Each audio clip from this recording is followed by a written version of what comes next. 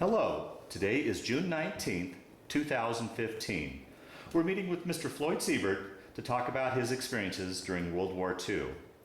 My name is Brad Hoops. I'm the interviewer for the Northern Colorado Veterans History Project. Welcome, Floyd, and thanks for sitting down today to tell your story. Thank you. Let's start out, if we could. Tell us a little bit about yourself, your date of birth, where you were born, a little bit about your family. Well, I was born June 15th, 1924 in East St. Louis, Illinois. I had two brothers that are both were older than me. And anyhow, I spent my life before I went in the Army right in East St. Louis. Went through the school system? High school there, graduated in June of 1942. And from there, I guess I did get a job right after I got out of high school, working with the local power company, the Illinois-Iowa Power Company. And I spent about 9 months or 8 months with them before I was drafted. Okay. They just started drafting 18-year-olds. I registered as soon as I got out of high school. Anyhow, it was, I think, the end of March '43 that I got my notice to go for an induction at Peoria, Illinois. Let me, if you don't mind, if I can interrupt and back up a little bit. A question I always like to ask your generation is, do you have much memory of, and was your family much affected by the Great Depression? Well, it was a difficult time. My dad was an electrician, and he was really unemployed as a full-time electrician for probably 2 or 3 years. He just picked up any kind of odd jobs. And I think it was when the rural electrification started that his work began to pick up. And then the repeal of the prohibition that offered jobs for hanging beer signs. Right, yeah. Anyhow, it was a difficult period. But I think my family, my parents were pretty good at managing. I did have an older brother that went into the CCCs for a short time. Sure, okay. But other than that, there wasn't anything. My dad didn't do any kind of government WPA or any work like that. Yeah. The other question is, do you remember where you were and what you were thinking when you heard about Pearl Harbor? I can remember in detail. We'd been at church that morning and we had the radio on and they announced Pearl Harbor. Nobody knew where Pearl Harbor was, but it was quite a shock. And the next morning, on Monday morning at school, they called everyone into the auditorium and had a radio on to hear the president when he mentioned that this is a day that will live in infamy. I remember those words very clear. And then they started selling stamps for war stamps and things at the school. But that last year in high school was just all taken up with preparing for what you're going to do. You want to join the service. A lot of the guys did. A lot of them volunteered as soon as they graduated. But I decided I'd just stay, do whatever they wanted to do with me, and wait for the draft. Of course, I was just turned 18. They weren't drafting them yet, but right. They started within 6 months. They started doing it. And when I got drafted, it was along with a bunch of guys that I went to school with. And I remembered going up to Peoria, Illinois on what they call the interurban. It's like a streetcar, electric streetcar that goes a couple of 100 miles. Anyhow, we had to leave about 11 o'clock at night to get up there in the morning to get the physical in. And when I completed the physical, they said, "Do you want the Army, Navy, or Marines?" I said, "Let the Army do what they want." Oh, is that right? Yeah. I didn't want the Navy, and I wasn't looking for any kind of heroic Marines. But when I was given a 1 week leave before going on active duty at Scott Field, they call it. It's Scott Air Base now, right outside of Belleville, Illinois, right next to East St. Louis. But anyhow, that's where I reported for after being inducted. And I got my hair cut and uniforms and took a bunch of tests. And I really thought I might try for the Signal Corps, because I had started taking a correspondence course in electronics or electricity, but I didn't qualify whatever with the Morse code. Yeah. Anyhow, they sent a bunch of us down to Camp Robinson, Arkansas, which is actually an infantry basic training. They called it branch immaterial, whatever branch you want. They wanted to put you in, you could go. But it was infantry training. And it was 13 weeks. And how was that transition going from civilian life into the service for you? It was kind of it wasn't a surprise. I was prepared for, what they were going to be doing, but I was a little disappointed in not getting my Signal Corps. That's what my brother, my next older brother, went in. He was in the reserves, Signal Corps reserves.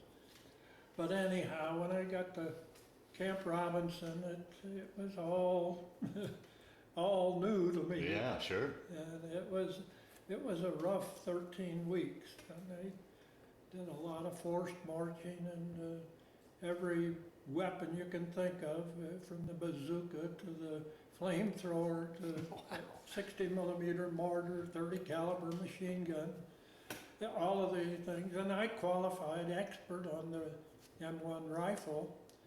And at the end of it, they were about probably 3/4 of them were sent as replacements to Italy in the infantry. And I was fortunate in that I, along with about 40 others, were sent by train up to Oregon, and we were assigned to the 299th and the 300th Engineers. They were 2 engineer battalions that had just been formed. They had all completed their basic training, and they had all gotten their rank. There wasn't anything left but buck privates. And I had this cleric, well, my MOS for the military was a rifleman. That's what everyone came out of basic training as rifleman, but I had a civilian occupation as a clerk, because I had worked in the as a mail clerk in the utility company there. So I had run the mimeograph and different machines. So I got assigned to the S1 section, which is administrative section of the Engineer Battalion. And one of the guys that came up with me from Robinson was also assigned to that unit. And he was, we became real good buddies. We were together all through the war. But he and I stayed buck privates all the way until we got overseas. When you, almost mandatory, you could get a PFC after a year and being overseas. But when we were up at Oregon, we were on maneuvers immediately. We started out La Pine, Oregon. We were supposed to go to Camp White, but we ended up taking trucks from Camp White out to the maneuver area. And we spent the next 3 months out in the north desert of Oregon, between Bend and Burns, Oregon. And again, I was with the administrative section, and all I got was guard duty and KP. Matter of fact, during basic training, on my birthday, the first birthday in the service, I was on KP. And the next birthday was on guard duty. And the third birthday in the Army, I was over in Nuremberg, Germany, and they still hadn't hired the women to do the KP, and I got KP on my birthday. But anyhow, from Oregon, after 3 months there, I was given a furlough. I hadn't had a furlough. And that was the end of October. And it had turned cold, was snowing in the desert. And Well, that must have been, I mean, straight, here's a boy from Illinois up in the Northwest desert. I mean, it must have been just entirely different for you. Completely Yeah. different, right? Yeah. Yeah, that desert was just nothing but rattlesnakes and scorpions and jackrabbits. That was about it out in the desert. Were you guys, was there Quonsets or living in tents, or what were your living conditions like there? Well, we were in pup tents, and I did sort of scoop out the sand and lay newspapers or whatever and cover with your blanket, and it got cold at night too. But and it was regular maneuvers, and they had P-51s flying over 100 feet off of the ground and dropping packets of flour, like they were bombs or whatever. And it was interesting. I even had some dental work done out there because I had a problem in the Camp Robinson, but they had never gotten to doing any dental work. So I was out in the desert. They sent me to a evacuation hospital tent where they had a dentist. And anyhow, well, before I did that, we had a dentist in our battalion that had one of these little chairs with a pump where the guy would pump it or pedal it, and it would run the grinder, and he'd ground out a couple of teeth. Oh. But anyhow, that was another experience. Actually, when I got back from my maneuvers, from my furlough, I reported to Fort Lewis, Washington, and that was in November, early November, and that's where I got my dental work. In one day's time, I had 15 teeth filled and two wisdom teeth pulled. Oh. We were supposed to be preparing to go to the Pacific, and we had high priority with the dental clinic there. As it developed, they changed our orders, and we got orders to go to Fort Pierce, Florida, to take amphibious training, and that's where it took about 4 days going by train from Fort Lewis down to Fort Pierce. Fort Pierce is actually the town, and the base was a Navy base on the North and South Island across the Indian River from Fort Pierce. And it was all built up six-man tents. Anyhow, we lived in them. The only place I was ever in barracks was up in Fort Lewis, Washington, where they had nice brick barracks and all the entertainment and all that. That's the first time we had anything like that down in Camp Robinson. There wasn't anything. It was all serious, basic training. But anyhow, at Fort Lewis, there wasn't a whole lot going on. Getting ready to go overseas, and then all the plans changing. But when we got down to Fort Pierce, we were housed in six-man tents on the island, and took basic amphibious training, and rubber boats paddling out beyond the jetties out into the ocean, and then coming back in, and also practicing landings off of landing craft. That was, and doing some underwater explosions. Everyone got the basics of that. Really? We used just little quarter-pound blocks of dynamite, really, and we had to know how to hook the fuse up and the whole bit. And then we also trained with these rubber boats. We had to carry them all the way across the island, 6 men carrying a boat, and landing on the jetty. You did wear a life vest. They gave you that to wear. But it was kind of exciting sort of experience, but I can remember the one guy who was a medic, a real good friend of mine, but he was so scared on landing off that rubber boat onto the jetty and then having to get back in. And he's a guy on D-Day, a medic, who ended up with the Silver Star. Really? He was a real hero. He just forgot himself at that time. Wow. But I can recall how afraid he was, and he was sort of not a sissy, but he was much younger than even most of us. We were 19 at that time, and I don't think he was. I think he graduated from high school when he was 16, and anyhow, he got in some way or other in the same outfit we were in.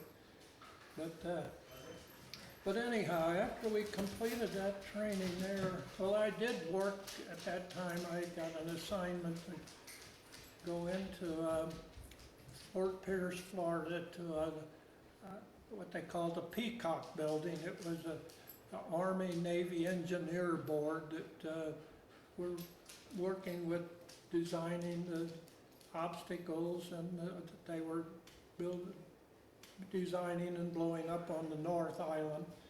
And anyhow, one of the guys in our outfit was a draftsman, and he knew that I had run a blueprinting machine and all, and he told someone, so they gave me the assignment to run the blueprinting machine. So we would get to ride over in a 1942 Chevy. You know, the Army had it all painted, of course, OD. But anyhow, we were really in high class, being escorted over to our job in town there. But other than that basic, since we just actually only had a couple of weeks of real underwater amphibious training, the ones that in our company, our headquarters, but the line companies were every day going up to North Island, which was nothing more than a swampy type of, I can't think of the vegetation, but anyhow, it was an awful place with a lot of sandfly, fleas, but that's where they did their training.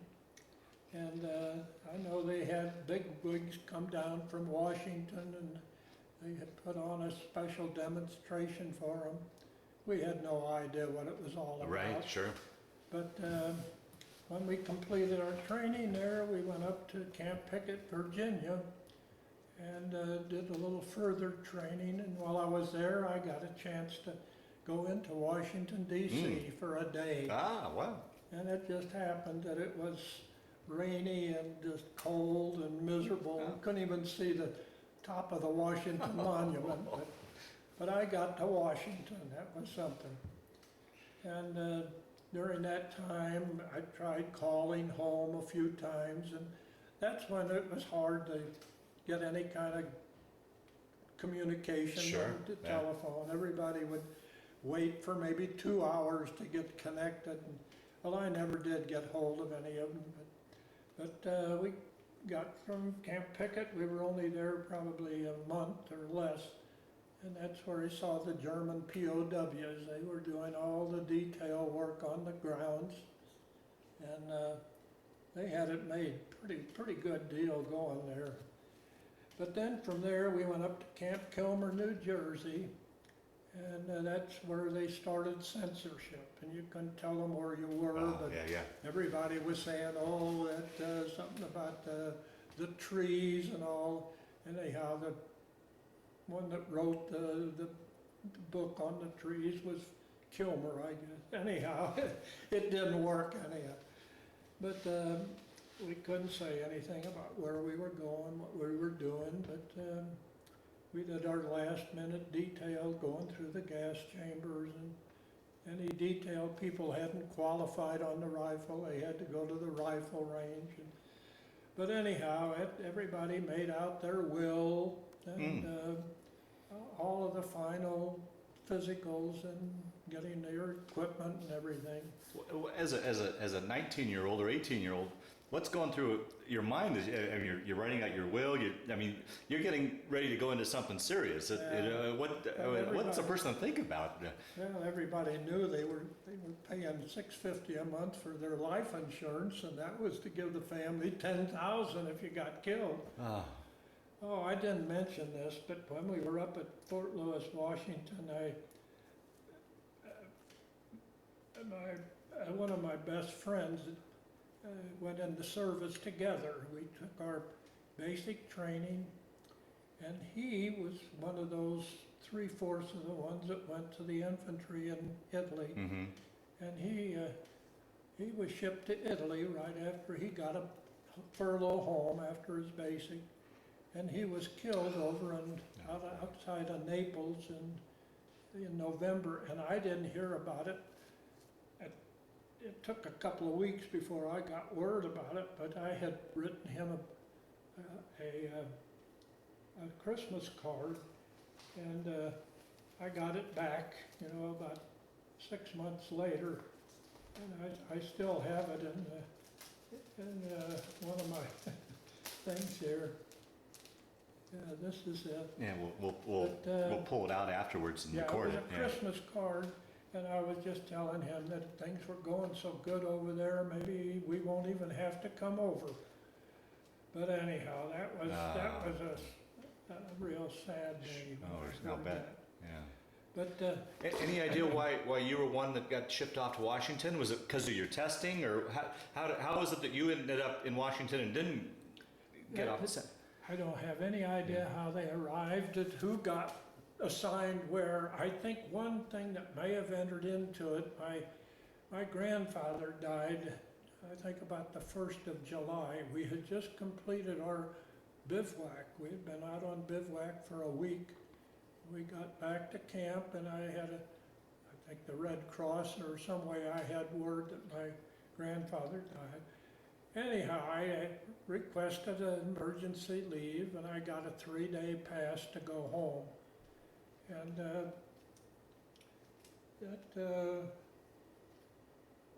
I think when I got back, they were already assigning people where they were going.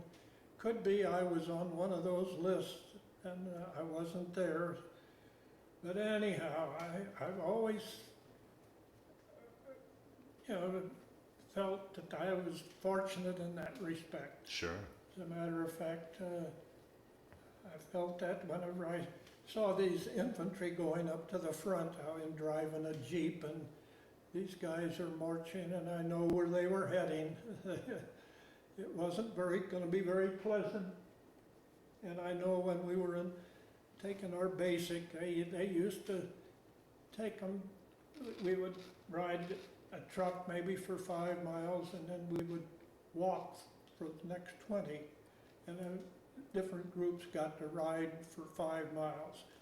But over in Normandy, they didn't ride trucks at all. They just got off the boat and they headed to the front. But I always felt fortunate in that respect. But then where'd I end up? I guess we got on the boat. You're in New Jersey, getting ready to get on the boat. Yeah. Anyhow, from Camp Kilmer, we got on this, I think it was called the Exchequer. It was a 5,000-ton victory ship. And it was we were in a convoy with dozens or hundreds, I don't know how many. I think there was a battleship up front and destroyers on the side. Wow, that must have been a sight. These big convoys, but I got seasick. I was going to say, it always begs the question. Here's this man, this boy from landlocked Illinois going to sea. So it was a rough trip for you, huh? Well, a lot of guys from Illinois joined the Navy. I never could figure that out. But one of my best friends got in. Well, he went to college immediately after. He got a scholarship, as a matter of fact, from high school. And anyhow, he joined the V-12 program, and they sent him to school up in Iowa. He didn't finish his school until the war was over. But anyhow, the Navy, I knew a bunch of guys that were in the Navy. One was in the home guard on board these merchant ships, manning a, I don't know what size weapon, 20 millimeter guns. But others, one of them was in the submarine corps. He was in the Pacific the whole time. And but anyhow, that experience on the talk a little bit. 5,000 Talk a little bit about that trip across. And, in the North Atlantic, where the rough seas and the boat just pitching and rolling. And anyhow, I lost probably 20 pounds over that. It took 10 days, 11 days, I think it was, to get across.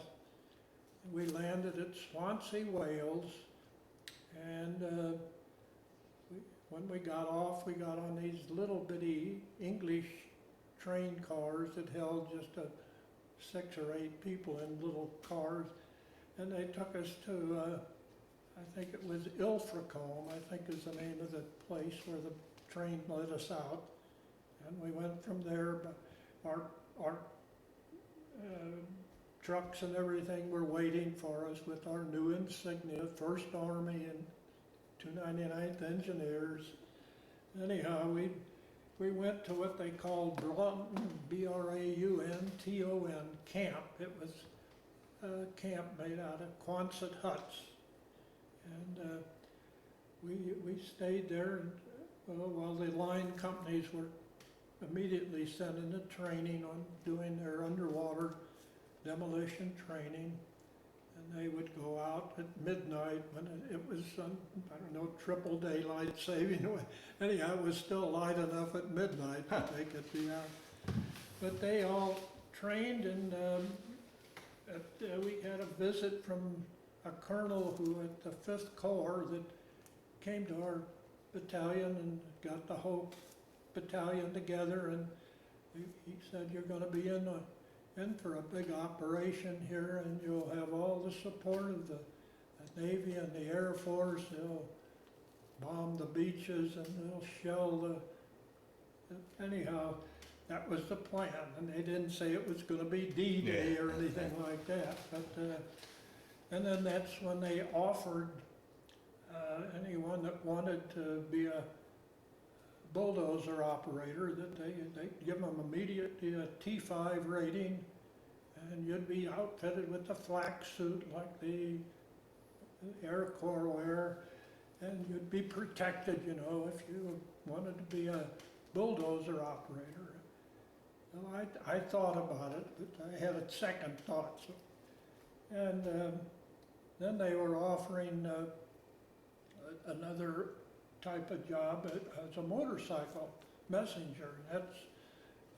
That sort of appealed to me. Well, they let us practice riding a motorcycle around in a field, but then they decided, no, we're not going to use motorcycles. You can't use them at night. So they gave me a Jeep, and that's when I became a Jeep driver. And that was a real opportunity, because I had been doing all this detail work in the administrative section, but I was assigned to the message center, and that was part of the battalion headquarters. Well, anyhow, when we got ready for preparing for the invasion, they divided our battalion into forward and rear echelons. The forward echelons were mainly the line companies, plus all the medics and certain of the training people and all, and they were all assigned to the forward echelon, along with the guys that made up the boat teams for going into to destroy the obstacles on the beach.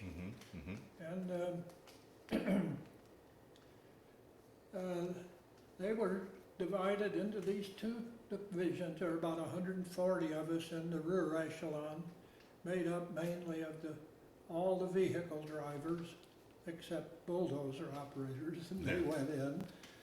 But and all the administrative people, company clerks and the motor pool and all of the people out in that section. So we went, there were about 140 of us in the rear echelon, and we went to what they called Painswick Manor. That was a big manor house with a lot of grounds around it, and we had 6-man tents set up.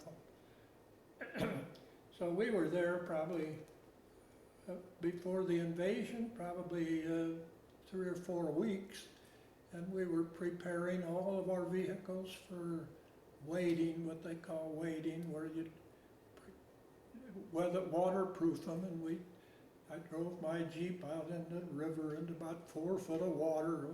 We had, well, it was all prepared with, so it wouldn't drown out. But we ended up not going in for 4 weeks. We got word, right after the invasion, not just got word, we got some of the guys that were reporting back to a hospital just about 15 miles from where we were located at Cheltenham, England. And some of these guys just hit the beach and immediately were thrown back on the landing craft, taken back out and evacuated back to England. So that was the first introduction of what was going on, but they had real heavy casualties on Omaha Beach. They were on the first wave. There were probably about 5,000 on that first wave that went in. A regiment from the 29th Division and one infantry regiment from the 1st. And our 299th was assigned to the 1st Division, their sections of the beach. They were supposed to destroy the obstacles in 50-yard gaps. And they had assigned about 12 gaps they were supposed to. And there were about 30 guys in each of these boat teams, and then each boat team had a backup. So they were all, the initial group that went in got the worst of it. They didn't, they were just like, I guess, like being shooting fish in a tub, But anyhow, the Navy had what they called Navy demolition units assigned to the 6-men demolition units assigned to the engineer units. They were all trained down at Fort Pierce, Florida, and they were all Navy volunteers. And they had a high mortality rate too. I think there were 70-some killed from the 299th and about 70 injured. Wow. And but anyhow, that again, I was fortunate. Yeah. When I got to the 299th, I went to the headquarters instead of one of the line companies. Wow. Do you remember that night when they said we're going? Well, we didn't know that. They were down at Dorchester, I think it was, where they took off from, and they were put on. We've got a whole history of it here that tells about all the details, but they were while they were at Dorchester, they were given all the candy and all the entertainment and the best food and everything, and then they were put aboard bigger ships where they were later then transferred to LSTs, and then from there into the landing craft personnel with about 32. But anyhow, there were some big mistakes. Our colonel, who was a major at the time, he was one of the real critics afterwards when they did a critique on it, and he was, they were supposed to have had, the Air Corps was supposed to have dropped small bombs along the beach, making little craters that would give the infantry and all of them some shelter. Well, what happened, the infantry would come in and take cover behind the obstacles, and the engineers are trying to blow them up. And some of them they couldn't blow up because the guys were hiding there. But they were given cans of purple spray cans, whatever, that they were to spray when they placed their explosives so that the infantry wouldn't try to get behind them. And they succeeded probably in the first hour of probably clearing probably 6 out of maybe 10 50-yard gaps. But it was from all the stories we heard later, it was a catastrophe. I understood that there was one Navy destroyer that came in within a quarter of a mile, half a mile of the beach and shelled some of the bunkers and all, and if it hadn't been for that, they would never have made it. But, and the Rangers, of course, they were able to climb up the cliffs, and some of these bunkers were even evacuated when they got up there, but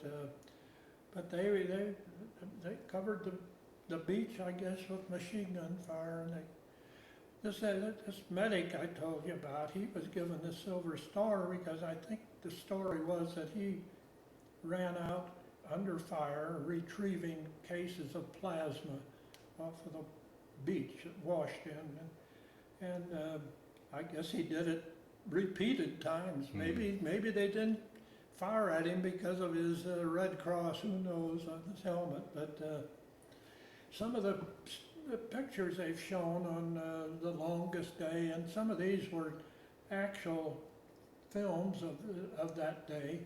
And one of them I know was a guy, one of the medics that he wasn't a medic, but he came up with me from Camp Robinson, and I knew him down there. Wow. His name was Cecil Coy, and he was assigned as a medic. Well, anyhow, I see this picture, and I've seen it a dozen times, of this medic holding a plasma bottle, and he wore his helmet sort of cocky, and I know that was Cecil Coy. Wow. But anyhow, the battalion was given a presidential unit citation. The whole battalion received it, including myself. I got it along with all the other. Okay. Yep. Right there. Yep. But anyhow, Well, now initially, if everything had gone as planned, when were you guys supposed to come ashore then? we were supposed to go in within a matter of a couple of days. Oh, really? Yeah. But we had no battalion to go to. They had lost so many men. Wow. And I remember taking our adjutant to London a week or whatever after the invasion, and I know what his assignment was getting some of these replacements and things lined up for our unit to get organized to where we could go back and be together again. But the ones that survived the invasion were assigned to other engineer battalions. There weren't enough of them to function as a battalion. So when we landed, it was a big reunion for the whole battalion. Wow. They were all happy to see one another. I know when the first night, we just got off the beach actually, but they had the big 240 millimeter cannons set up in the orchard right next to where we camped that night, and those things went off during the night. You know, a 240 millimeter, they'd go about 12 miles probably. But that was my first night, and they had what they called bed check Charlies, but that wasn't any. They weren't effective. They didn't do anything. Can you describe what was the scene there? What was the scene there a couple weeks later? Was there still a lot of damage and such on the beach? And you didn't see much on the beach, but actually I thought we would be coming in on still wading the vehicles, you know, going through a couple of feet of water at least. They had a pier, a mesh pier, where the LST just opened the gate rather. I know I rode over on the top deck of the LST, sitting in my Jeep overnight. I wasn't going to get seasick. but it was kind of rough, and it was. Yeah, it's a It flat bottom was only boat. a matter of hours, so Yeah. I survived that one. But again, I was fortunate being a Jeep driver. I served as a liaison, you might say, between the battalion and the companies, and between the battalion and what they called the group headquarters. The group headquarters had 3 battalions under them, and they assigned us to whatever division or Mm-hmm. corps, whatever needed. Mm-hmm. And most of the work they were doing when I got there, they were operating water points and a quarry because they built a bypass around Carentan. And they were maintaining the roads, what they called a military highways. Mhm. They assigned different battalions, different sections to maintain. They'd clear the shoulders of any mines and then fill in the craters and just maintain them. Mhm. That was a big part of it. Mm-hmm. And then, of course, they put in bridges, the pontoon and Bailey treadway bridges. But anyhow, that was the kind of work they were doing in Normandy when I got there. And I remember driving through St. Lo. Wow. That's before they really saturated bombing it, but I took pictures. Well, I took them before and after they did Oh, wow. Huh. the saturating bombing, and all you could see was just the sign St. Lo. But I couldn't send those pictures home. You know, I couldn't. And I complained in letters home. I said, gee, I see in the local newspaper, they were sending the local newspaper to me. They had pictures of things that I had taken up, but I couldn't send them home. But we had one special thing that we were a part of with Dinah Shore, came and performed Oh. for our outfit, just our battalion. They built up a stage for her, and she came in a big Lincoln, painted olive drab, of Yeah. course. And I took pictures of her and had her sign a 100-franc note, autograph it. Wow. That was one of the big events that took place while we were in Normandy.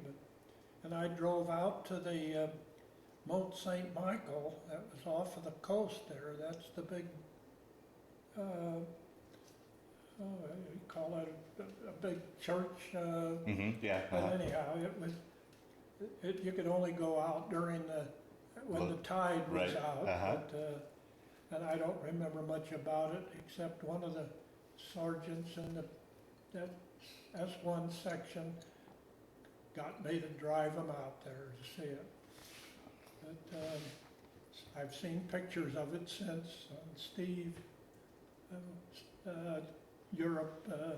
Oh, right. Yeah. Rick Steves. But anyhow, they show all the details, all the different levels. But anyhow, that was Normandy. We were in all 5 campaigns, from Normandy, northern France, the Ardennes, or the Battle of the Bulge, Oh, boy. the Rhineland, and Central Europe. And that's where the thing we get here has just one silver star for 5 campaigns. That's what. Oh, okay. That's what that's for. Okay. Where originally there were only 3 campaigns, but then they some way divided it, and made 5 out of it. But I again was fortunate being a Jeep driver, because I was pretty independent when I was out.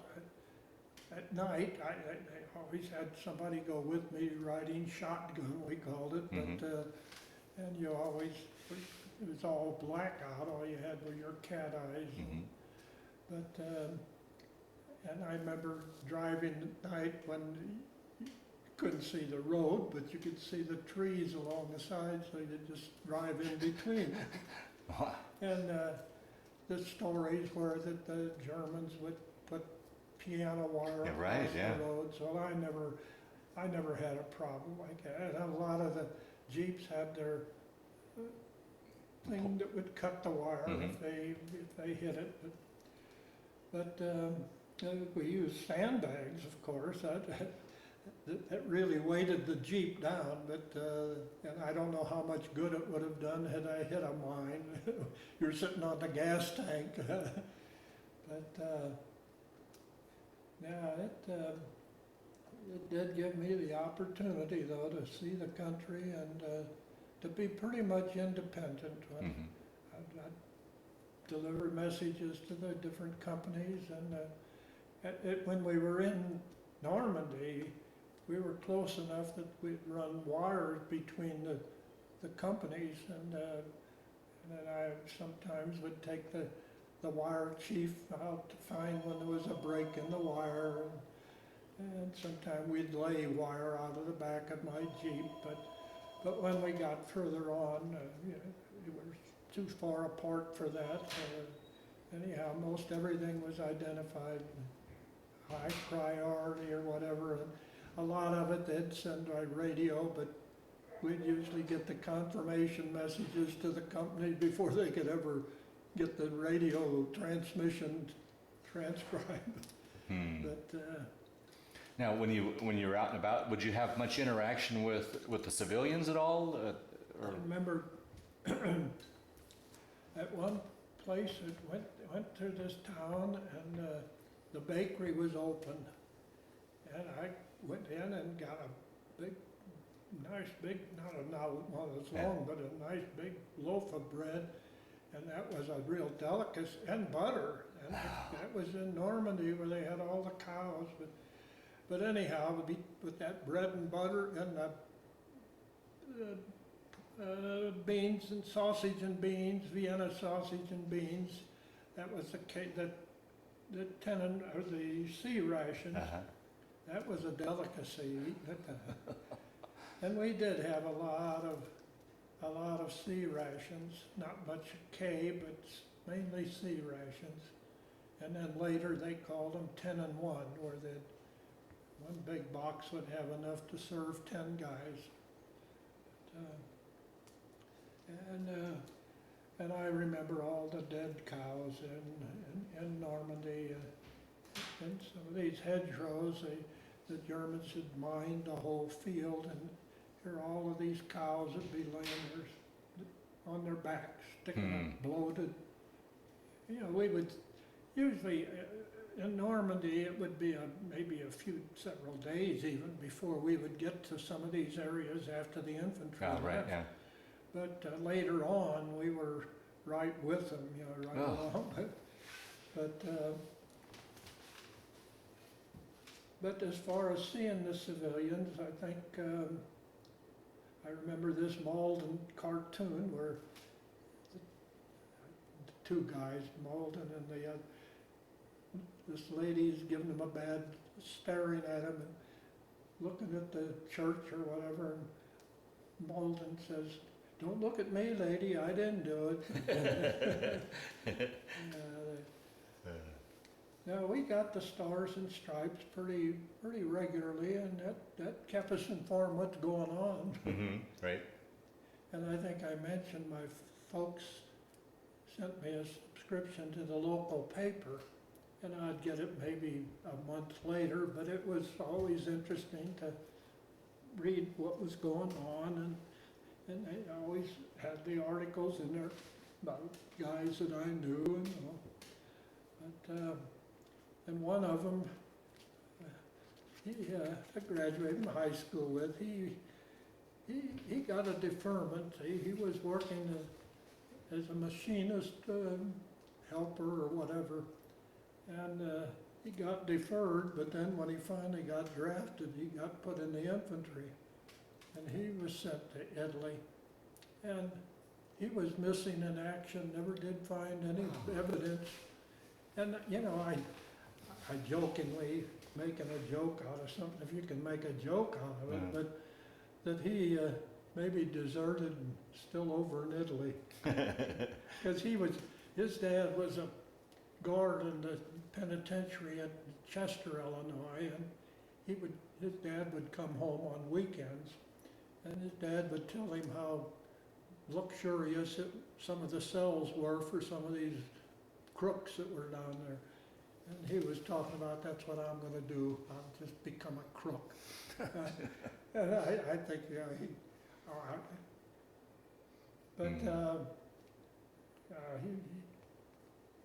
he was a good, nice guy, but he shouldn't have gotten a deferment like that. That just set him up, because that's when they were starting right when I got drafted. They were not most, but that's where they needed infantry replacements. They were still establishing new units, but I qualified for the ASTP, that's the Army Specialized Training. Right. But before basic training was over, well, I interviewed and everything, but all these high-level guys, you'd think I was really trying for some big job. Well, I qualified for everything, but they just Canceled it, yeah. stopped the whole thing. Yeah, right. I think they took one guy out of about 30 of us that were interviewed, and he had already had a couple of years of college, so they weren't interested in starting anyone fresh in college. Right, right. But a lot of the guys signed up for they knew they were going in the infantry, and a lot of them just signed up for not the Air Corps. I tried for the Air Corps. For the guys that were infantry in the Air Corps. They dropped over airborne? Airborne, Yeah. Airborne, yeah. I think they were going to Fort Benning or somewhere like that to take their training, and a bunch of the guys finished the basic, they signed up, and they allowed them to transfer, but no one else could transfer. After I got to the engineers, I wanted to try to get into the Air Corps as a cadet. I had all the papers and everything, and they kept delaying. Oh, you can't transfer, you can't do this. We're going on maneuvers, and we're going overseas, and we're going to be going back and reassigned. We have to go to Florida. Then we're gonna got orders to do this, so you can't. I think when I was in Florida, I got a notice to go for a physical, and then that's as far as I ever got. I never did get the physical. Well, take your story now from Normandy. Your guys were on the move. We went all the way across through Paris. I think we were in Paris probably a week after it was taken, but we went up the Seine, but we couldn't get across the river. There was no bridge. And anyhow, we ended up back in near Valenciennes, Belgium, and we were there for, well, we were moving every few days, it seems like. I got one picture here of a little town that we went through that it was, we were the first Americans that they had seen. It was off the beaten path, but I took our reconnaissance guy to look for a place where we could camp near, or even indoors, but we were all outdoors anyhow. But anyhow, these people were the first ones, the Americans they'd seen. I took a picture of it with them standing by my Jeep, and they gave us flowers and offered us cognac, and I didn't drink. But that was a rarity, people that didn't drink. But anyhow, that was a real hospitality on their part. But there were little kids and old people, all of them gathered around my Jeep. And But from there, we were in the First Army all this time, and we were still in it when we got up to near Aachen, above Liège, Belgium. Mhm. And we found quarters there where it had been a camp. I don't know if it was for radio people or whatever in the German army. But anyhow, we took over that camp, and we were there probably a week. But that's when they were bombing Aachen, and we thought things were going to move fast at that time, but things weren't moving. But then the First Army was moved down south next to the Third Army, or the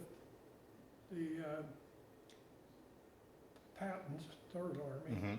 And the Ninth Army was moved up between the First and the English. Anyhow, we moved all the way down to just north of Luxembourg City, and we found quarters there, and this was probably in October. We found quarters there in what used to be a boys' resident school. It was some old buildings, but it was indoors, and we really had it made. We really did. And we stayed there probably for 3 or 4 weeks. There was just nothing moving. We had these line companies were all the way up to Dunkirk, Germany, operating sawmills. They were called it winterizing, getting ready for winter. And I remember driving up to Dunkirk, I guess it was. Anyhow, I rode home because you could name a place if it was 25 miles away from where you were. Okay. Anyhow, I said, I was up at Dunkirk or whatever. Well, then, about the time they got that letter is when the Bulge started. Oh, And no. Dunkirk was right there. That was, the Germans were right on the border there. But anyhow, our battalions and the other battalions in the area were assigned to guard bridges and set them up for destroying and setting explosives to destroy them if the Germans advanced.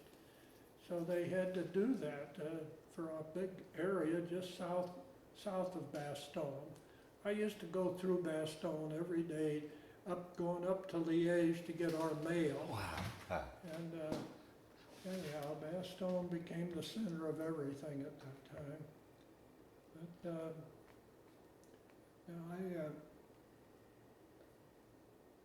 I think they did destroy a number of we had to destroy a number of the bridges, and I think there's a book out. It's written by a man. I think he was the commanding officer of the 291st Engineers, and the title of it is First Across the Rhine.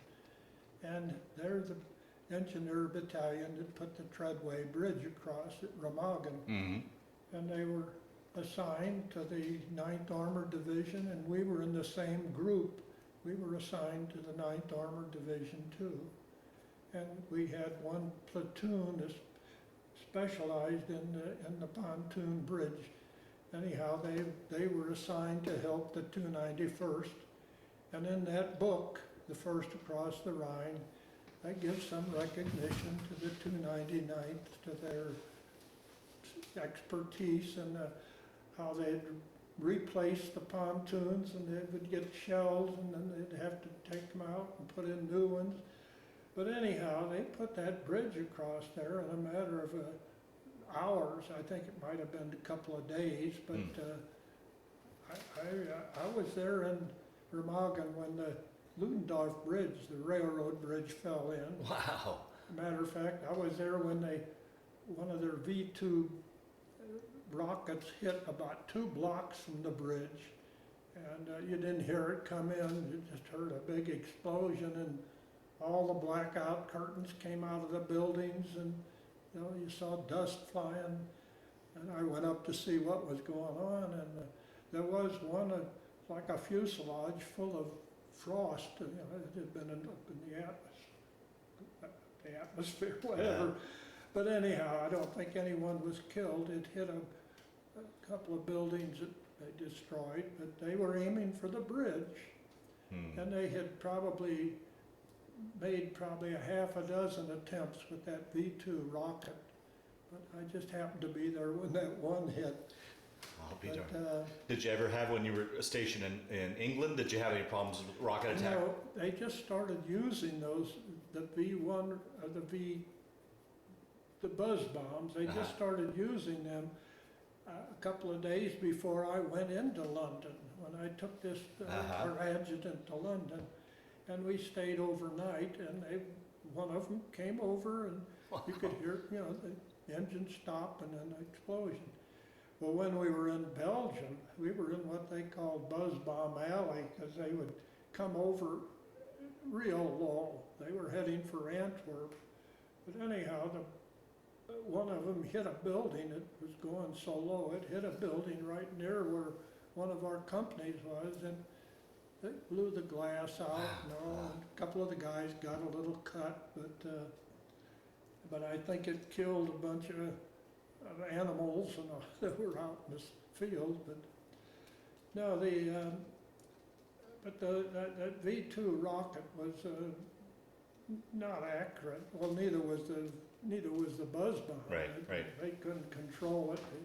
It's just a matter of how much fuel they put in them. But, and what were conditions like for you during the time of the Bulge? Because I understand that was like one of the coldest winters in Europe's history. Well, I know at one point I took a message up to one of our companies that was guarding the bridge right up what would be the front. But I think they did, one of the units knocked out a tank crossing the bridge, and it blocked off the bridge, delayed them.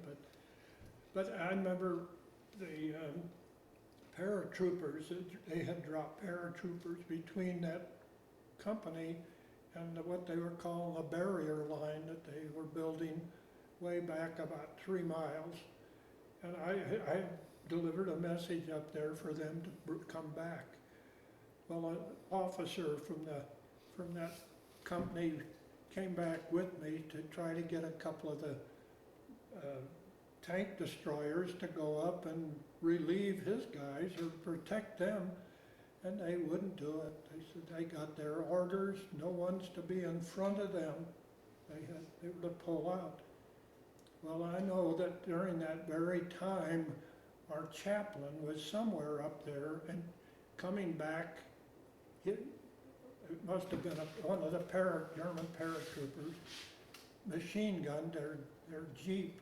And it killed the chaplain, but the driver was able to get back, and it got him in medical care within a half hour, I guess, but he died. And I remember on Christmas Eve, we were pulled back. We had to pull out, leave everything the way it was.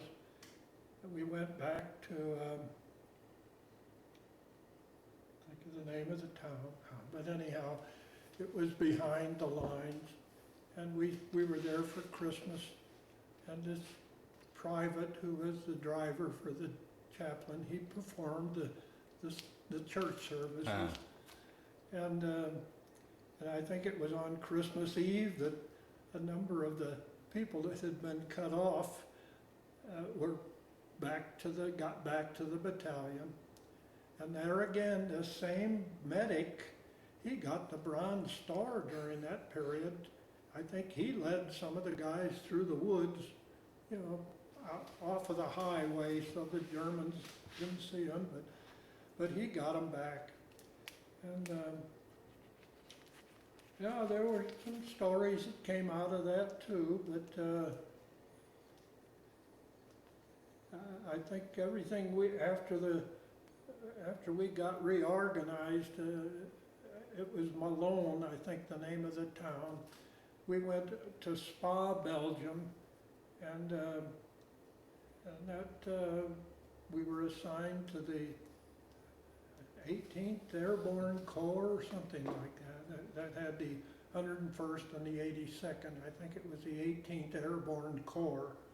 So we were assigned to them for whatever they needed in the way of our services. And I think we were at St. Vith, and I'm not sure what other towns along the way, but we were in the Hurtgen Forest for, well, it seems like a couple of weeks, and that was a miserable weather. It was muddy and rainy, and the snow had been melting, and every tree in that forest, the tops were all cut out of, and they were full of shrapnel. I'm sure they weren't any good for the lumber mills after that, but and the roads were so muddy with the tanks trying to go through, it just bogged down, not bogged down, but they just stirred it up. It was just like a muddy soup. And the engineers were putting down trees, making a sort of a base for the traction to get through the mud. But at that time, we were living in pup tents, and we try to build them up with logs on the side to give a little height to them. But I remember one time this infantry outfit was pulled off of the line, and they were supposed to be assigned to help the engineers scooping the building what they call thin drains off of the road to drain the water off. And this young lieutenant with glasses, I can picture him right now, but he was radical. He just got all upset. You can't make my men do that. They had been up on the line for so long, and they were tired, and they were going to hand them shovels to drain the water off and the mud off. But that lieutenant was trying to be a good officer and protect his men. And again, that's when I think of the infantry and what they went through. Right, right. Just they didn't get the credit. They still don't get the credit. Well, even in your situation, particularly during the Bulge, I mean, were you ever worried about your own safety? Because I know there for a while there was chaos because the Germans had infiltrated and were moving signs and. Well, I know so a couple of the German officers were, or I don't know if they were officers, but they were a part of their group that were dropped behind the lines. Anyhow, they were captured. We brought them back to our battalion to question them, but they weren't SS troopers or anything like that, but they could speak good English. They gave a lot of thought to what they were doing, and what they wanted was more American equipment, that could follow up everything. Well, that's what they were trying to do when they got that chaplain. I think if they had gotten the chaplain's Jeep, that would have been a real prize with the cross on it and all of that. Sure, right. But once again, you were fortunate that you never came across a situation like that where. No. I never fired my Tommy gun. That was my side weapon. I had that Tommy gun, the Thompson submachine gun. And I also picked up an M1 rifle back in Normandy. There was equipment everywhere, all over the place. And the M1 was my favorite. I never qualified with the Tommy gun, but I took it out a couple of times in the woods and fired it just for practice. But anyhow, I always carried my M1, and I had several clips of the 30 caliber, and probably 4 or 5 magazines for the Tommy gun. They were 45 caliber. But anyhow, there's a story on that. I hesitate to say it, Oh, go ahead. It's, doesn't speak well of our men, but when the war was about over, it must have been our late April, early May, we were camped outside of this little town that had just been taken, and a friend of mine took my Jeep without my knowledge, Ooh. and he and his friend went into town, and the people in town came out, and they had these two German guys, and they were SS troopers, and they wanted to turn them over to my buddy and the other guy.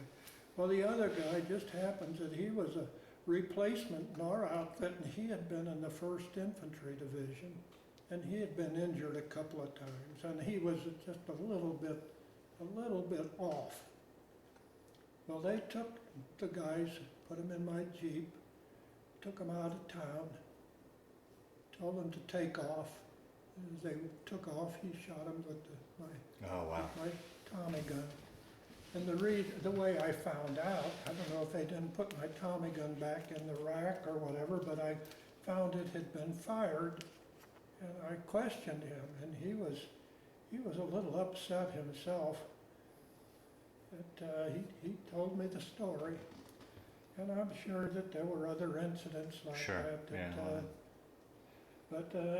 And I don't know these guys, if they were really SS troopers, I don't know, but the local Germans didn't want to be identified with them, and the war was over for them. You know, there were white sheets hanging out for miles as you drive along. Every little town wanted to give up. They didn't want to have their place destroyed. But you know, the Germans did. They weren't working closely with the local people. The military and the civil government weren't together. They blew up bridges on the big autobahns over big valleys. They would blow up, and these were north-south highways. They weren't even running into Germany. And I know all we would do would just be take a dozer all the way down to the bottom and put a little bridge across the stream and back up the other side. They didn't slow them down that much. But So as you guys, once you crossed into the Rhine, was there heavy resistance because now you're fighting on their homeland? Or I mean, was well, my recollection is they, you know, right at the beginning, they had blown craters on the what would be the east side of the river, right at as you entered the Ludendorff Bridge there, and that's where they had to get that all filled in, and then they had to put blank planks across the railroad track. But they were taking tanks and heavy equipment across that bridge. But they did feel like some of the shelling and the bombing that they were doing weakened the bridge. It wasn't like they had hit it direct, but and they did have guys out in boats watching the stuff coming down the river in case they were trying to send guys underwater to blow it up. But so they were really trying to get that bridge out of circulation long before it fell in. But you know, once they got that floating treadway across, and that was a real undertaking. Yeah. That was an engineer feat. Yeah. But I went across that many times. Wow. But I know the tanks, they would have them go separate in between, because they still were sort of a bouncy, and but as far as a Jeep, no problem. But the 291st got the real recognition on that one, because that was the first bridge across the Rhine. Right. And I think within a couple of more days, the 51st Engineers put one across further south on that Rhine. So the engineers were active. They were real active in it. And then when we got across the Rhine, it wasn't long after that. But, well, I'm trying to think of what the date, I think was April the 12th when the Roosevelt was done. Oh, right, yeah. And I can remember that day very well. We had not captured, but we had taken over a big tent that the Germans used. They had some good engineering, not design engineers, that these tents were put together some like we got them today, I'm sure, where they hook into one another and they formed trusses, and then they had big canvas.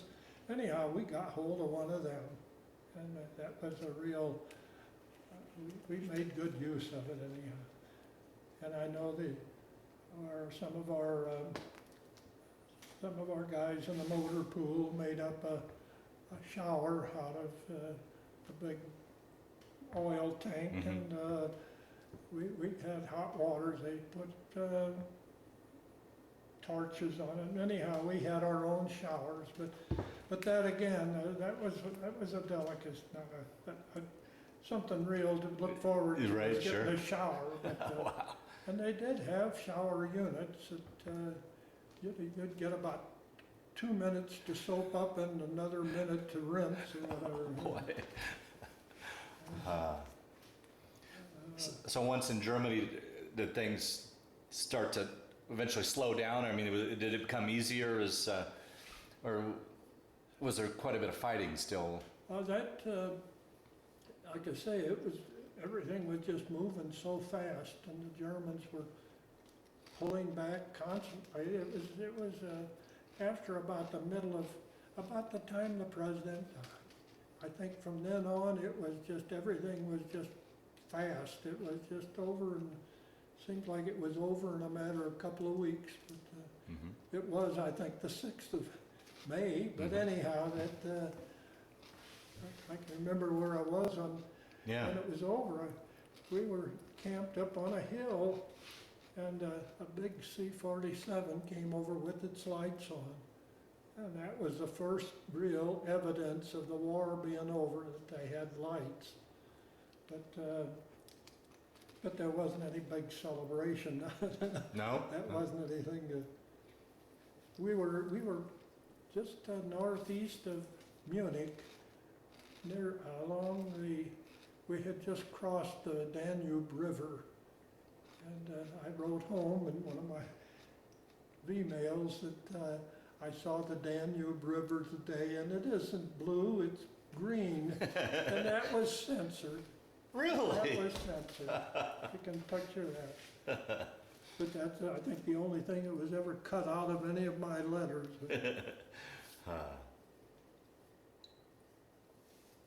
And it was green. I think it's more like sulfur. I don't know what the color was that makes it green, but. So with the war over now, where did your unit go? It became occupation for us now, right? Well, we were, like I say, northeast of Munich, and we were moved up to Beirut, Germany, and that was just a few miles from where the Russian zone started. Oh, yeah. And I remember we went up to that zone, to that line, and there were the Russians had turned over a bunch of Air Force guys that they had released from a prison camp. And I know I talked to one of the guys and gave him my folks' address or something, like he could maybe drop him a note or come by and see him or call him. Well, he never did, but they, I don't know, they weren't they didn't look like they had suffered that much. But I know one of the guys from our church was in the infantry in the 7th Army, and he was captured around the time of the Bulge, and he must have spent 4 or 5 months before he was released. And he dropped down to, he lost, I think he was just a little guy to begin with, but I think he was down to about 90 pounds, and they they didn't give them food like the Air Force. I think they did treat them better because Yeah, I think a little time, I think they, Goring wanted his guys treated good. Ah. So,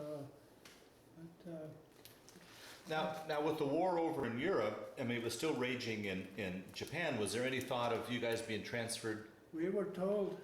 Well, we were. Our unit was dissolved. The 299th had a number of guys who were in the cadre to begin with that had the high points, and they were sent home. So anyhow, there was, and then they gave physicals to everyone, and some of the guys were not in the best shape, and they wouldn't have qualified to go to the Pacific. So they were put in units for occupation.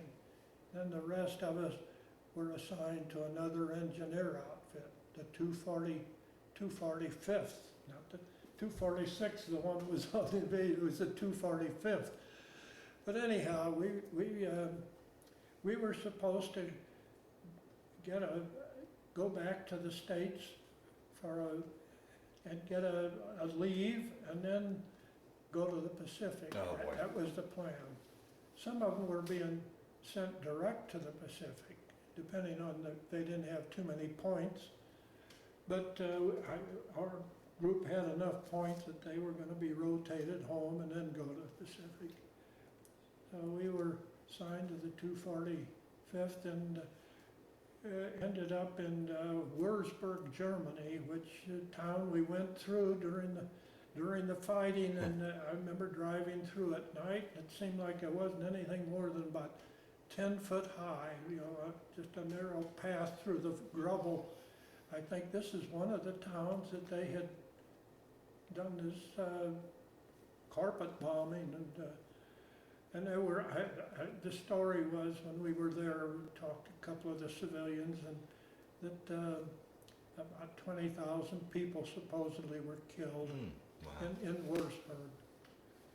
And, but we were camped up on the top of this hill in 6-man tents, and it was, we went back through there, Joyce and I, after one of our trips, and it was being used, I think, as a camp for kids. But it had a big tower up on top and a restaurant. But no, that was after the war, and I did get a pass to the Riviera.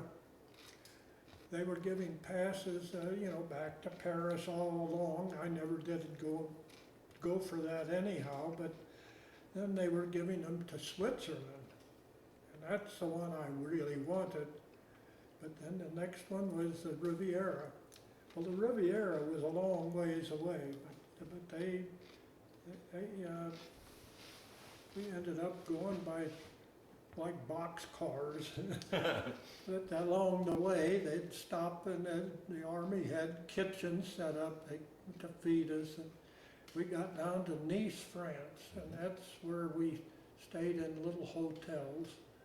And then we ate our meals in a bigger hotel where they had real good food. Wow.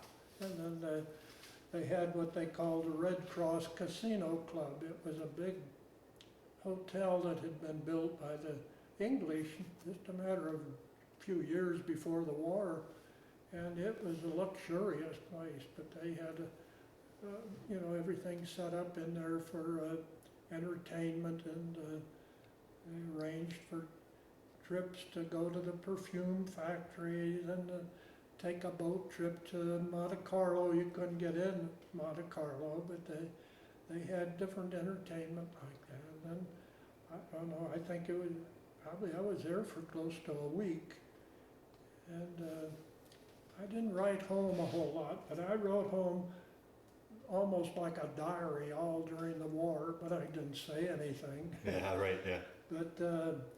But I don't have much recollection of all the things we did during that time in the Riviera, but I can remember the trip down and boxcars, and as soon as we got back, we were moved from Würzburg to Lichtenfeld, little town of Lichtenfeld, we'd only been there about a week before I left for the Riviera.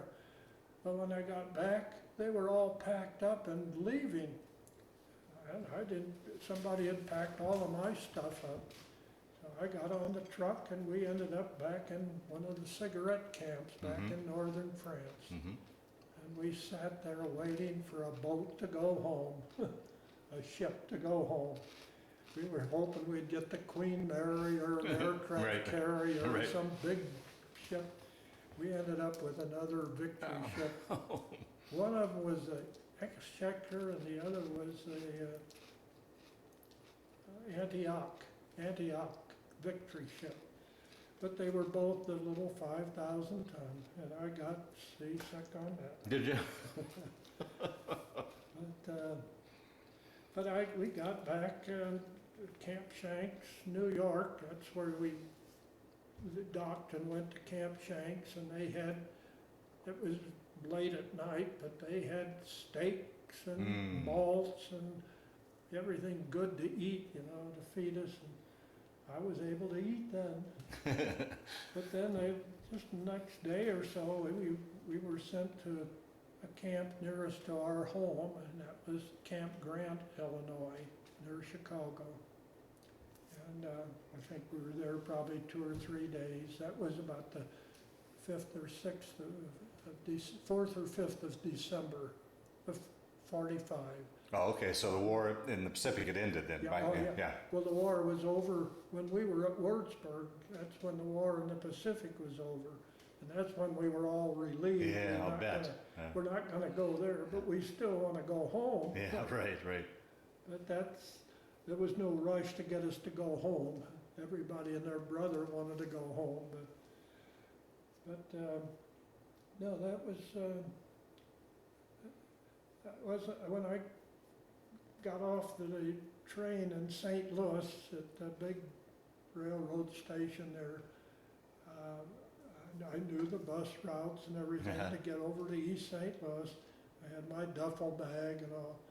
But no one was there to meet me at St. Louis. I hadn't told them, I didn't know myself exactly when I was gonna get there.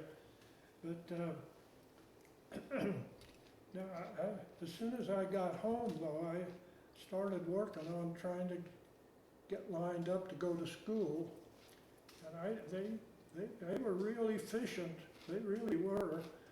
I got all my approval for, I could have gone to Washington University in St. Louis, or I had signed up for Rolla, Missouri, the Missouri School of Mines. I thought I was going to be an engineer. So I got approved and ended up in January, as soon as the next semester started, I went down to Rolla, Missouri.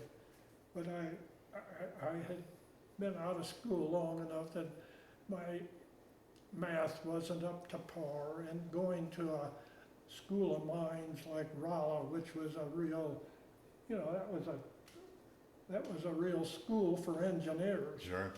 And I knew I wasn't going to make that much of an engineer.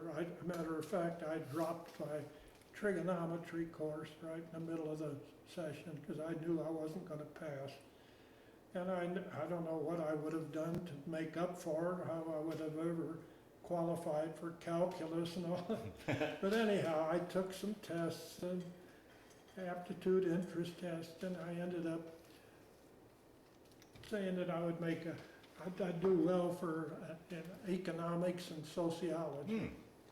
Well, I ended up going to McKendree College, which is one that my brother had gone to for a year before he went in service.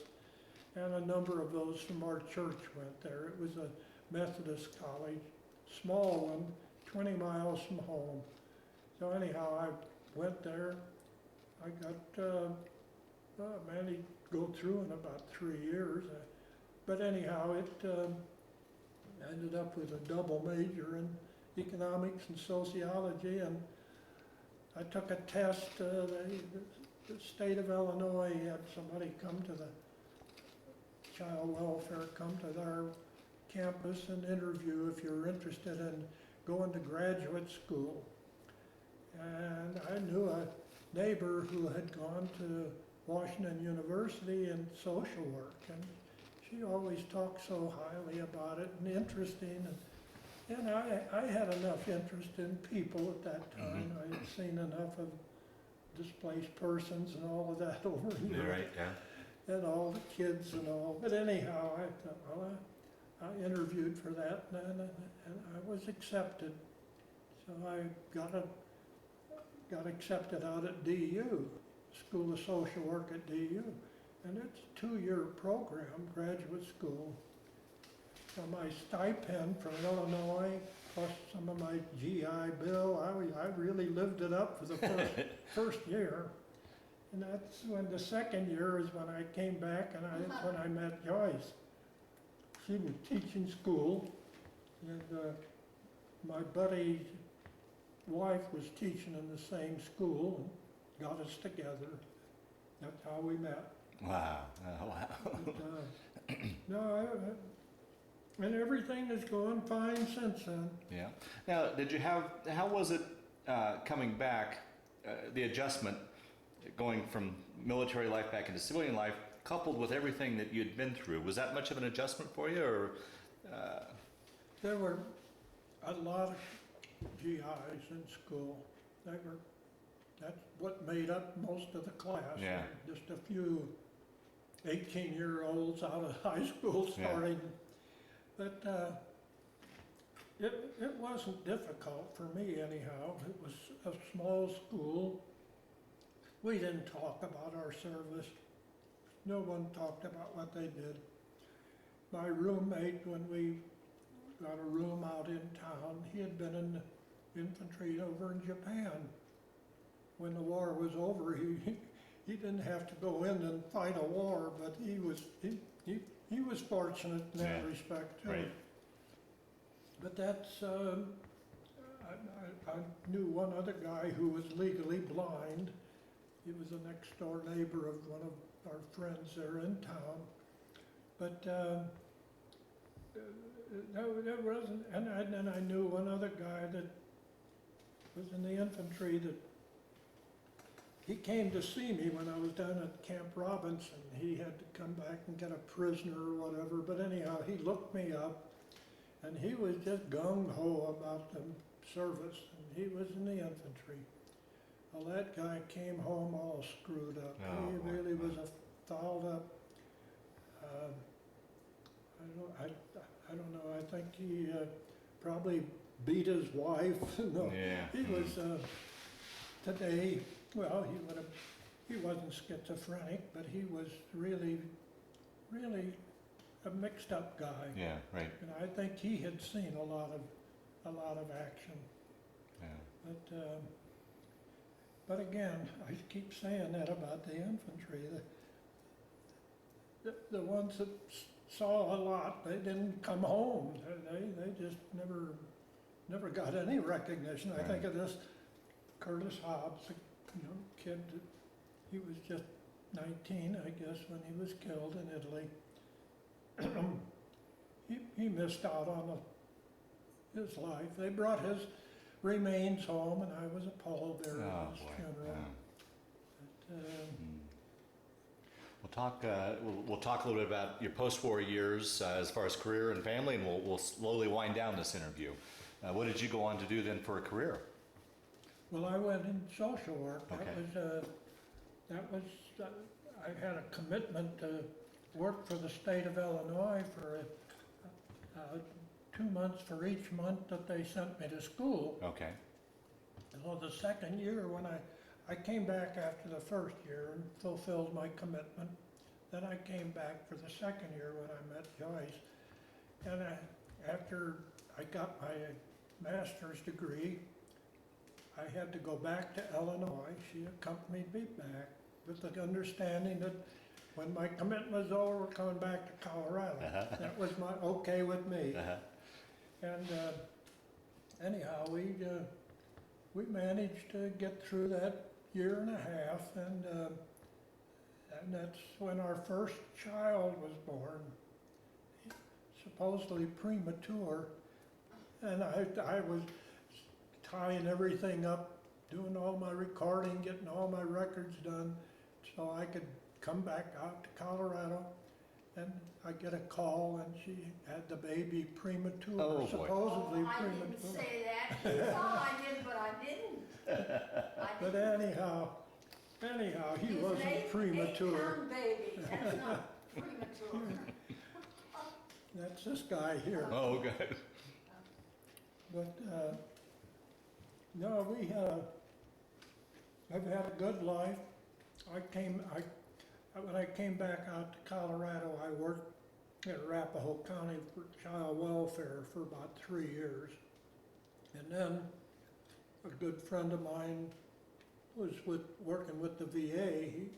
I knew him through the school at DU, and he was working there at the VA, and they had another opening, and he encouraged me to apply for it. So I applied and got the job, and I spent the next 27 years at Is the VA in Denver. Wow. Huh. It's a different VA than what you read Yeah. about in the paper Yeah, today. But,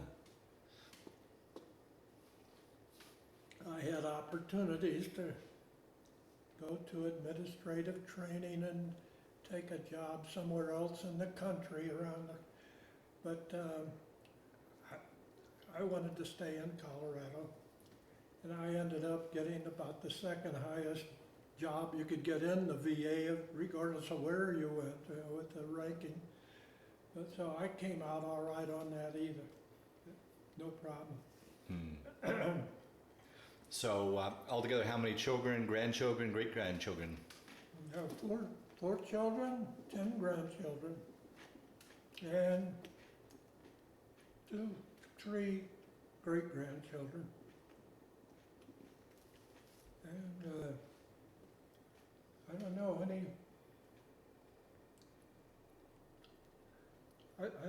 That brings it up to date, I think. Yeah.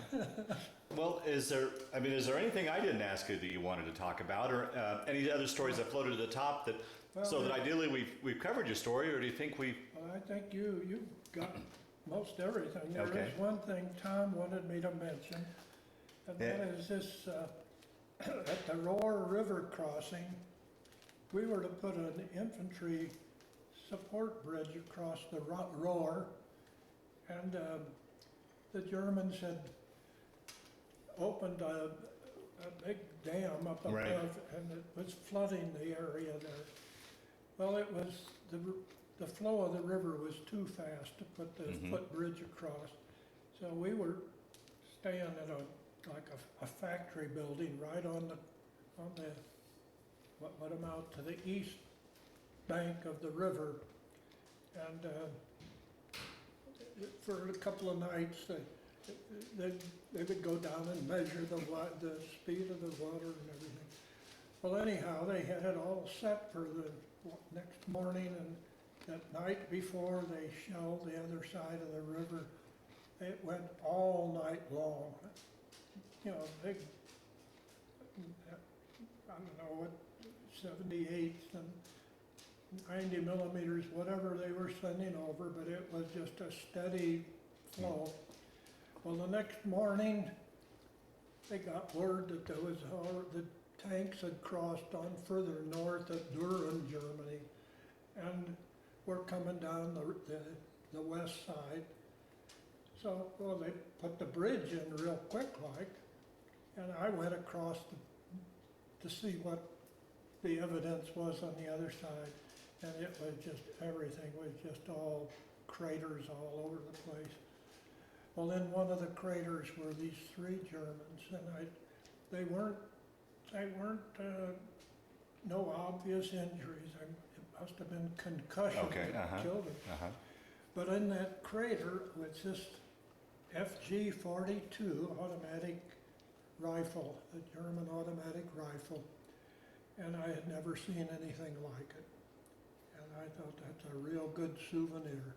So I took that. I didn't take anything else. I didn't search the bodies. I didn't do anything. But one of them did look like my brother. Oh, He had his facial features, his lips and everything.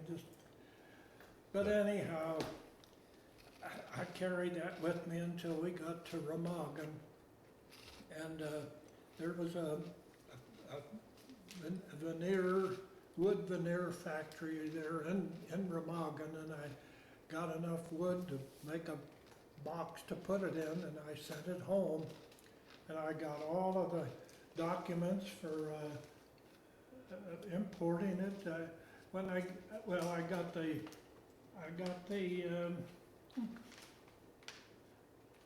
oh golly, the censor had to pass it, and I got that, all that. Uh-huh. But anyhow, when it got home, my brother, I wasn't home yet, my brother took it into the ATF, alcohol, Right. tobacco, firearms, and registered, because there was an article in the paper that if you have any automatic weapon, you better register, or you're gonna be fined so much if you ever try to sell it. So anyhow, I got all the documentation that was legal, and a guy from an ordnance outfit in Ohio got hold of me through a local guy in Denver that knows all about German equipment and stuff. Anyhow, I ended up selling it to him. He came out to see it, and he was real impressed. We took pictures of everything here, and it had the correct numbers on everything, so some of it had never been replaced or whatever. But actually, they only produced about 5,000 of all of these, and there must have been about 4 different models. This particular one, there probably weren't 1,500 of them. And I don't know where they are today, but it was one of the most sought after German weapons. Oh, wow. And so anyhow, that's the story Tom wanted me to remember to Okay. tell you about that. Okay. Well, Floyd, the last question I always like to ask in these interviews, how do you think that time in the service, particularly everything you went through, when you look at that, did it change your life, affect your life, play a role in your life, or was it just simply a chapter in your life that you went through? How would you answer that? Well, I think it probably was a maturing period for one thing, but I can't say that I had a lot of responsibility. I was told what to do for 3 years, but I did have some independence as a Jeep driver. I made a lot of decisions of my own, and I know everybody else was going through the same things. I don't think that I was singled out to, and again, I feel fortunate in the way it did go, even though I never made any kind of rank. Like I say, I was given a PFC when I got overseas, and when I got assigned to this outfit after the war was over as a Jeep driver in that outfit, I was able to get a T5 rating, which was, what they gave all Jeep drivers, but I didn't get it in my outfit, original outfit, but no, I think and it gave me the opportunity for a paid education, and I've said to many people that was the best spending of money that the government ever used, sending people to school. Yeah. And all of the people that qualified, to do jobs that were available. But I don't know what would have happened had they not had the GI Bill. I'm sure our economy wouldn't have done as well as it's done. Yeah. Through the years, did you have any sort of reunions or keep in touch with anybody you served with? This good friend of mine, I never mentioned this, but when we were in England, he was helping me put the garnishing in a camouflage net on the ground, and we were down on our hands and knees, and somebody got in a Jeep and backed it right up and hit him, and he had on his steel helmet with the strap on. Anyhow, it severed one of his cervical vertebrae, and he ended up in the hospital there, and this was just a couple of weeks before D-Day. Oh. Anyhow, he was there in this hospital at Cheltenham when some of our guys from the 299th from the D-Day were being brought in. Well, he ended up though in a horse collar for several months, and he finally got sent in a replacement camp, and kept in touch with our outfit. And when we knew where he was, the people in personnel requested him by name, and he got back to our outfit. And that was probably 6 months, into the war. So he didn't have the number of campaigns. He didn't have quite the number of points to get out, to go back with us. So that's when I left, we separated. But, and we didn't really stay in close touch, but I did get in touch with him somewhere after he was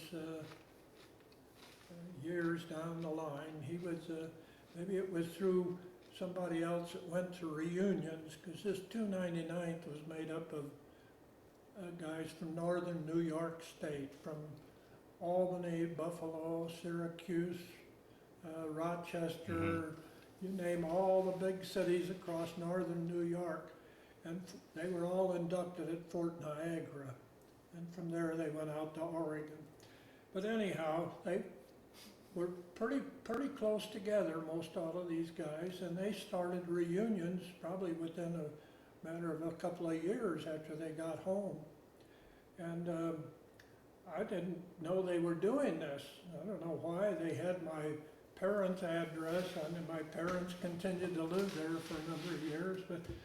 But anyhow, I did write to the guy that used to be the mail clerk, and I knew he lived in Niagara Falls, and I looked up and got his number out of the phone book or what. I wrote a letter anyhow to him, got a letter back from his wife that he had died just shortly before that. But she said, I'll give your name to such and such, who's got the mailing list of all the guys for the reunions. So they began to send me announcements on the reunion. And I did get back, I think it was the 50th or the 45th. Anyhow, there's only 2 guys that I knew out of the whole outfit that were around. There were several others, but I mean 2 that I had close contact with. One guy was a McGarry. He's the one that took my Jeep. He lived in Waterton, New York, and we stopped by to see him when we went back to see my daughter, who was living in New Hampshire several years ago. And he told me about some of the guys, and then there was one other one that I pretty well. He's the one that was a draftsman there at the Army-Navy Engineer Board and got me the job to go into Peacock Building. But anyhow, he is living in Syracuse, and I still get a Christmas card from him. And each year we wonder if the other's still living, But and then I ask him if he sees any or knows any. I think he's only one guy that he keeps in any contact with back there. But, so they did have reunions. A lot of them have moved to Florida. Some of them were living down near Fort Pierce. And that was the story I heard when I went back. There must have been close to 100 guys at this reunion that I went to. Really? Oh, wow. And there was one guy that lives right in Arvada that he and I we didn't know one another, but we took our training down at Camp Robinson, and he went up to Oregon and was assigned to one of the line companies. And he became their weapons specialist because he knew all the weapons. He had trained with all of them. So they gave him that title. They didn't have anyone in that qualifying. And he ended up a sergeant's rank rating. And he ended up on the invasion too, and survived. Wow, wow. But I did see him, it's been several years ago, right after I came back from the reunion. I looked him up and we shared a few memories, but he was in too bad a shape to make the trip himself. He's nothing related to service, but he had a lot of medical problems. But no, I've not had any, just that one guy that I still keep in touch with. But, And you'd said you and Joyce had gone back to Europe and were able to retrace some of your steps? we went back, well, we've been over a couple of times, but one time I went with Tom and his wife and daughter. That's the last time. But one time before that, we went over and rented a car. We rented a car on this one too. Anyhow, the time we went over before, we took a flight that went into Luxembourg City, and we drove all the way down to Switzerland. And or to Italy. We saw our daughter, who had been was in the Peace Corps at that time in Africa. We met her in Naples, and then she came with us, and we drove around Europe and Switzerland. But at that time, we did go back around Bastogne and Luxembourg City and Diekerk, where they got a big museum, a big World War II museum. So we saw a little of the country, and also where we were living in that boys' school before the Bulge. They had torn the school down and built not a resident, but a day school right on the grounds next to it. Anyhow, we stopped in there, and they just rolled out the red carpet. Oh, wow, yeah. Gave all the information on the building that they tore down. They had pictures of it. They made copies of it and gave to us. And the kids were somewhat interested in, but a little bit about our time that we spent there. But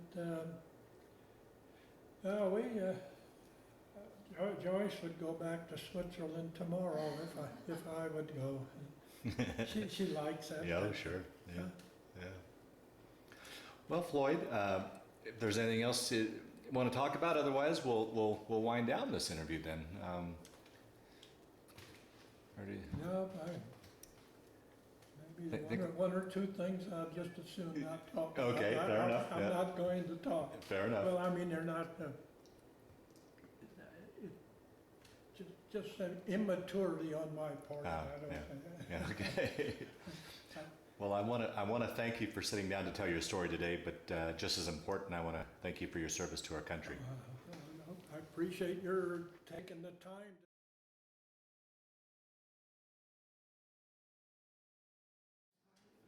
This is just a picture with my Jeep back in Normandy, with the vegetation around the hedgerows there.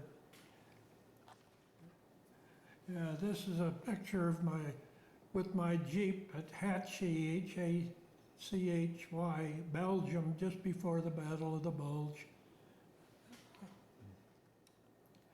Yeah, this is a picture of a group of people in a little town near Valenciennes, France, off of the main highway. We were the first Americans they had seen. It was in August, and they gave us flowers and fruit and offered us cognac. That's a real hospitality.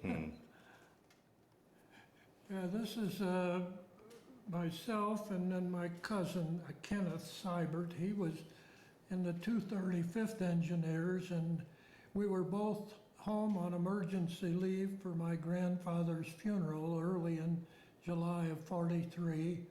He ended up, after getting back to his unit, being sent to Italy, and he was injured over there. And he ended up with the Silver Star. He was shot through the neck by a German automatic weapon.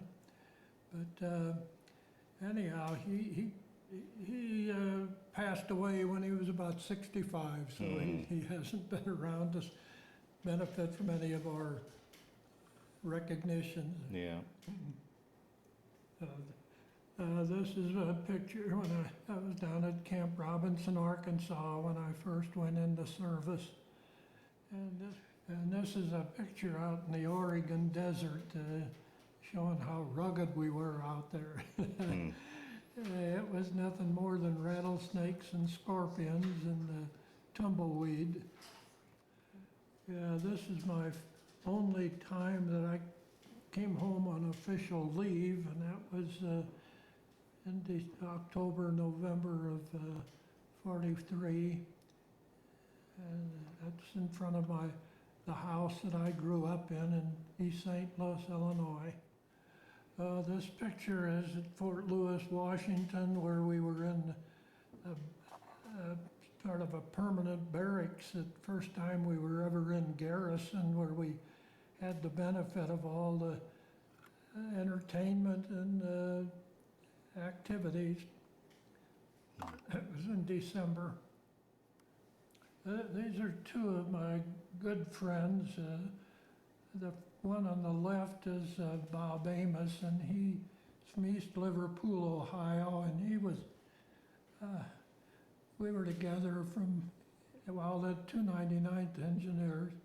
The one on the right is Jim Hansen. He was a medic, and he was on Omaha Beach, got the Silver Star, and then during the Battle of the Bulge, he led a group of his fellow soldiers out of a town through the woods and escaped the Germans and got the Bronze Star. Wow. This is a picture taken in town in Little Rock, Arkansas, right outside of the Camp Robinson, Arkansas. And I can't even remember exact location, but it's probably one of my best pictures. Yeah. Yep. Very good.